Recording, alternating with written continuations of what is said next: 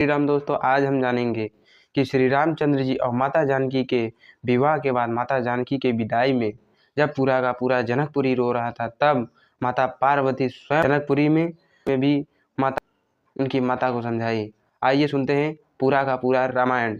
और हमारे अगले भाग को आप नहीं सुने हैं तो उस पीछे वाले भाग को भी सुन लीजिए, वहाँ पर हम अपने रामायण को अच्छी तरह से सुनाए हैं। अगर आप सभी को हमको हमारा वीडियो अच्छा लगे तो हमारे वीडियो को लाइक ज़रूर कर दीजिए और चैनल को सब्सक्राइब कर लीजिए। तब तक के लिए आइए सुनते हैं रामायण।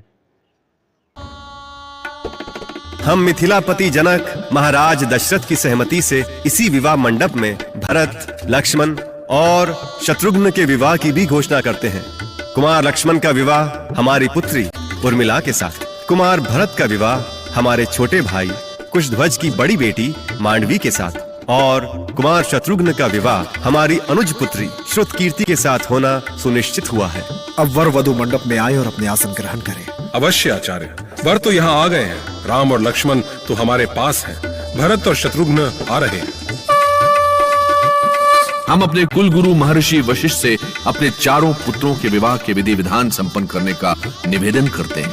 कन्या पक्ष के आचार्य उपस्थित है राजा, हम सदैव उनके साथ हैं। श्रीमत् पंकज विस्तारो हरिहरो वायुर्महेन्द्रो अनलः चंद्रो भास्कर बिठपल वरुण प्रेताधिपादि ग्रह।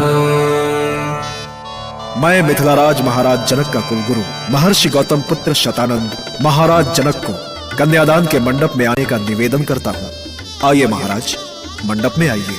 मैं जनक अपनी पुत्री और अनुज पुत्रियों सीता, उर्मिला, मांडवी और श्रुतकीर्ति के हाथ सूर्यवंशी दशरथ कुमार राम, लक्ष्मण, भरत और शत्रुघ्न के हाथों में देता हूँ।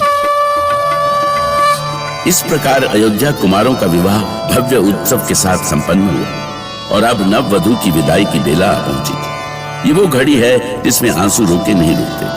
बस इस विदाई की बेला का आना था कि जानकी की माता सुनैना की आंखों में गंगा यमुना उमड़ पड़ी। ऐसी अनोखी घड़ी थी वो। माता सुनैना के आंसू देखकर माता पार्वती भी स्वयं को रोक नहीं सकी। आप क्यों रो रही हैं देवी पार्वती? आपको क्या हुआ? क्या करूं स्वामी, सुनैना के आंसू देखे नहीं जाते। लगता है जैसे पोलियो में उनकी बेटियां नहीं, उनके प्राण जा रहे हो। माता और पुत्री का संबंध ऐसा ही होता है देवी। देवी सुनैना ने बरसों जिनका पालन पोषण करके इतना बड़ा किया, जिन पर पल पल अपनी ममता न्योछावर की, वही सीता उनसे दूर जा रही है। ऐसे में कौन ऐसी माँ होगी जिसकी आंखें न छलक पड़े? बेटियां क्यों पराई होती हैं स्वामी? बेटी के जन्म के साथ ही ये क्यों तय हो जाता है कि उन्हें किसी और घर में जाना होगा? क्यों स्वामी, क्यों? सब जानते हैं कि ये जगत की रीति है, पर सही कहें तो ये आंसू मुझसे भी कहाँ देखे जाते हैं। आप ही जाकर सुनैना को। सदा आंसू से भरी होती है और जब बेटी सीता हो तब तो पत्थर भी नम हो जाए। तभी तो अवगढ़ देव शिव भी भावनाओं में बह गए और तभी देवी पार्वती स्वयं चल पड़ी थी के संबंधों का सच बताने, उनके आंसू की गंगा जमुना को थामने, जबकि वो स्वयं जानती थी कि बेटी की विदाई को देखकर मां के बहने वाले आंसू भावनाओं की वो बाढ़ हैं जो किसी भी बांध से नहीं रुकती।